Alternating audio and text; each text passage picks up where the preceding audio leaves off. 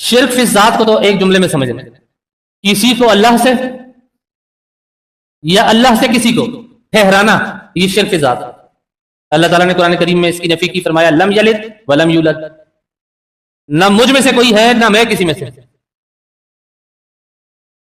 نہ مجھے کسی نے جنا ہے نہ مجھے کسی نے بنایا ہے، اور نہ میں نے کسی کو جنا ہے، نہ کوئی میرا بیٹا ہے۔ تو اللہ تعالیٰ نے یہاں دونوں چیزوں کی نفی کر دی، ذات کے حوالے سے کہ نہ میں کسی سے ہوں نہ مجھ سے کوئی ہے۔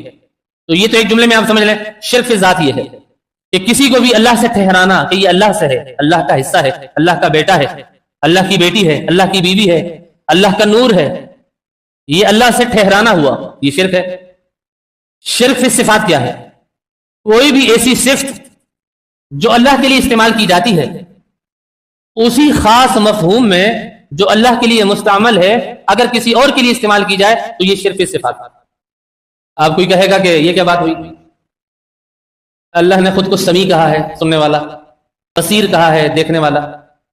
انسان بھی سنتا ہے، سمیع ہے، انسان بھی دیکھتا ہے، بصیر ہے، اس کے اندر بصارت بھی ہے، سماعت بھی ہے، آنکھوں سے دیکھتا ہے، کانوں سے سنتا ہے۔ تو یہ صفت اللہ کی بھی ہے، سمیع اور بصیر۔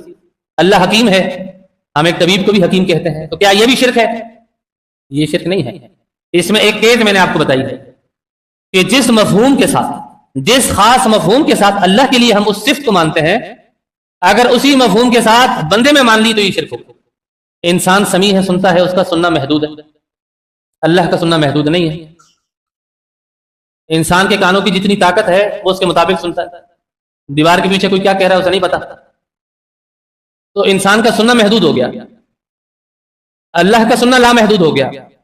تو یہ خاص مفہوم اس صفت کا صرف اللہ کے ساتھ ہے۔ آپ کو یہ کہے کہ نہیں جی ہمارا پیر تو بغداد میں سنتا ہے، ہم کراچی میں پکارتے ہیں، وہ بغداد میں سنتا ہے،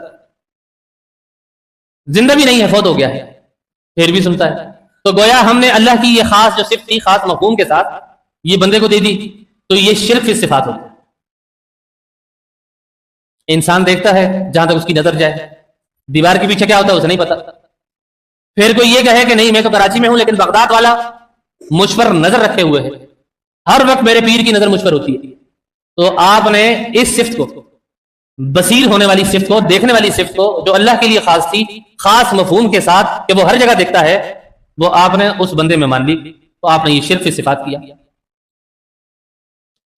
شرک فی صفات کی آگے 4 قسمیں ہیں۔ شرک فی صفات کی آگے 4 قسمیں ہیں۔